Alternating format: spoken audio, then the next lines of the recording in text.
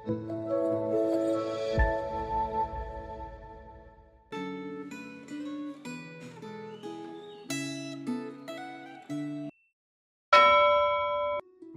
saudara yang dikasih di dalam Tuhan.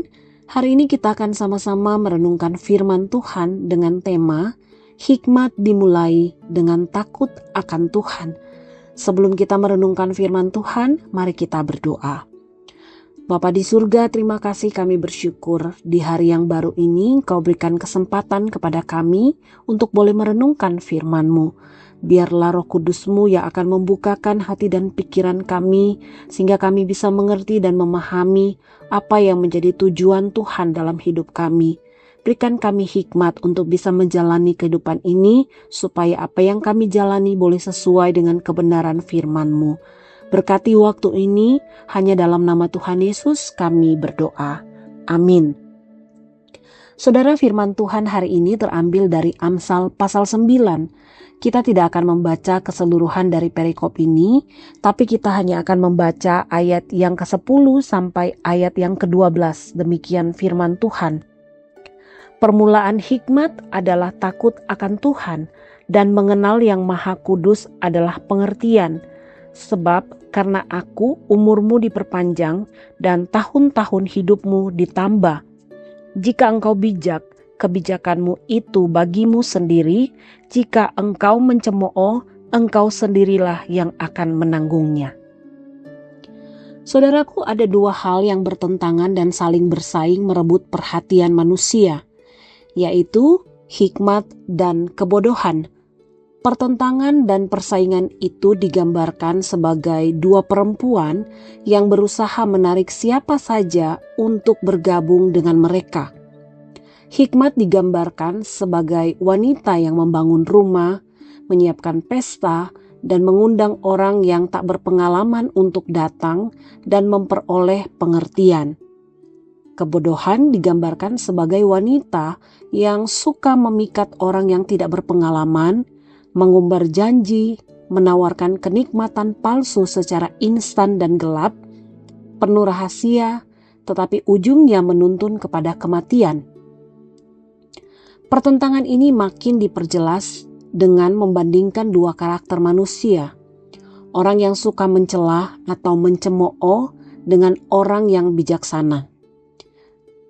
Inti pesan bacaan Alkitab hari ini adalah permulaan hikmat adalah takut akan Tuhan dan mengenal Yang Maha Kudus adalah pengertian. Orang yang ingin menjadi pribadi yang berhikmat harus lebih dahulu hormat dan tunduk kepada Tuhan dan menemukan makna kehidupan melalui pengenalan akan Tuhan dan kekudusannya.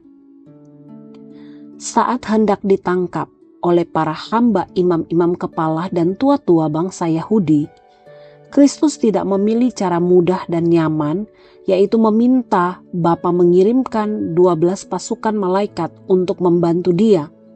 Melainkan ia memilih untuk menghormati dan tunduk kepada Allah Bapa, menyerahkan diri untuk ditangkap dan menghadapi penderitaan di kayu salib. Sebagai pengikut Kristus, kita perlu mengembangkan diri menjadi orang yang berhikmat. Pertama, jangan bergaul akrab dengan para pencemooh dan orang fasik yang menutup diri terhadap didikan dan membenci teguran.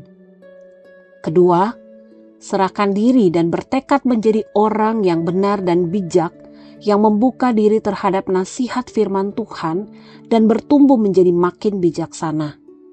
Hanya orang benar yang makin bertambah pengetahuan dan pengertiannya akan Tuhan. Setiap hari kita diperhadapkan dengan dua pilihan dalam mengambil keputusan dan bertindak.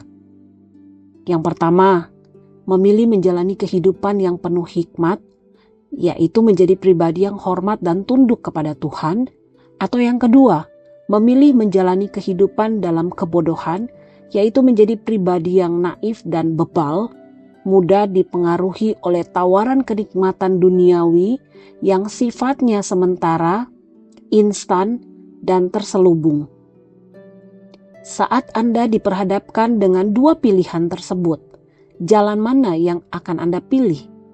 Apakah Anda rela tunduk kepada pimpinan Roh Kudus memilih bertindak sesuai dengan standar kebenaran dan nilai keadilan yang dinyatakan melalui firman Tuhan? Mari kita berdoa. Tuhan, terima kasih, kami bersyukur buat firman-Mu. Biarlah firman-Mu ini akan menolong kami, menuntun kehidupan kami sepanjang hari ini. Allah Roh Kudus, bantu kami untuk bisa menjadi pribadi yang sungguh melakukan firman-Mu. Berikan hikmat-Mu bagi kami semua, sehingga apa yang kami putuskan, apa yang kami pikirkan, semuanya sesuai dengan kebenaran firman Tuhan. Terpujilah nama-Mu, dalam nama Tuhan Yesus kami berdoa. Amin.